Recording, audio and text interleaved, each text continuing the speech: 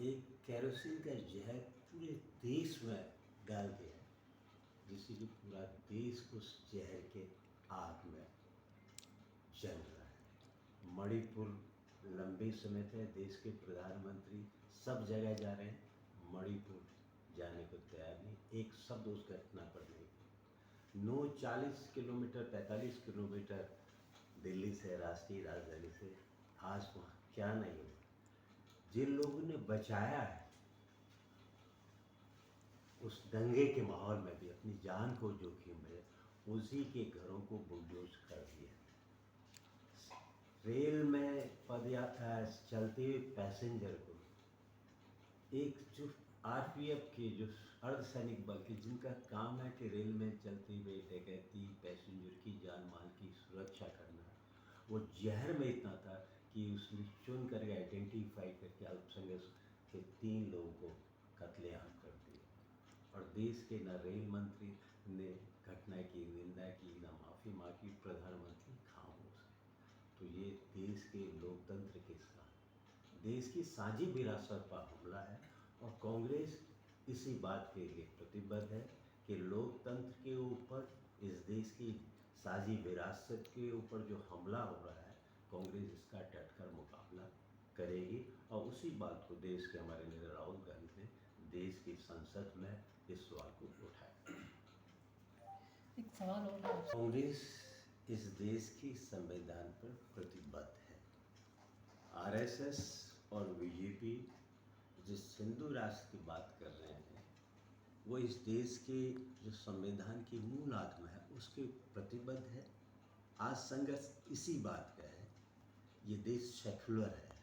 ये देश की जो मूल आत्मा, बेसिक स्ट्रक्चर जिसको लोकतंत्र, धर्मनिरपेक्षता, सेकुलरिज्म एंड सोशल जस्टिस, सामाजिक सद्भाव, हमारे 3 बेसिक फीचर हैं, उस पर हम प्रतिबद्ध हैं।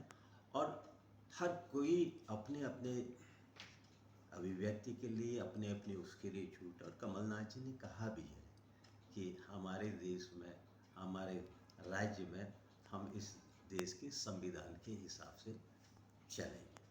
पर जिन बाबा को वो फॉलो कर रहे हैं वहाँ नहीं, पहुँच देखिए एक कथा है, कथा अलग से विषय है, लोगों की अपनी अपनी मान्यताएं होती हैं, लेकिन साफ उन्होंने कहा है कि देश भारतीय संविधान के अनुसार चलेगा और वहाँ पर भी किसी ने हिंदू राष्ट्र की बात नहीं की है। हम प्रतिबद्ध हैं। इसमें लड़ाई 2 चीज़ बिंदुओं पर है। एक तरफ भारतीय जनता पार्टी आरएसएस इस देश की चरित्र को बदल करके हिंदू राष्ट्र की बात कर रही है, और हमारा गांधी और नेहरू का जो भारत है, डॉक्टर अम्बेडकर का भारत है, वो एक सेकुलर स्टेट है, धर्मनिरपेक्ष भारत है। हम इस भारत के मूल चरित्र को बचाने के लिए प्रतिबद्ध हैं।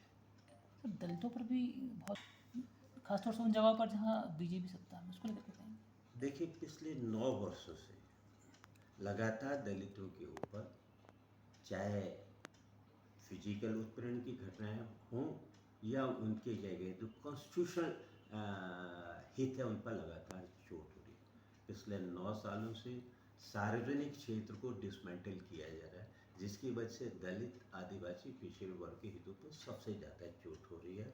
और वैसे भी देखिए, जो बीजेपी का जो सोशल ऑर्डर है, जो उसका नारा है हिंदू राष्ट्र, उस हिंदू राष्ट्र में समाज के वंचित वर्ग के लिए, पिछड़े वर्ग के लिए कोई समान अधिकार नहीं है।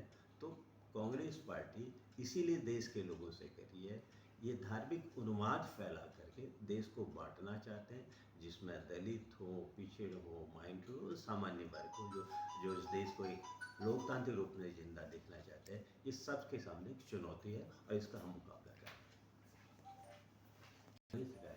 एक जूरिस्प्रूडेंस का एक सिद्धांत है, न्याय होना ही नहीं चाहिए, न्याय होते हुए दिखना भी चाहिए। और बार बार प्रतिपक्ष ने इस ईवीएम की सुरक्षा को लेकर बहुत से सवाल जो देश के इंटेलेक्चुअल ने, बहुत से एक्सपर्ट ने उठाए हैं, उस पर हमने अपनी बात रखी है।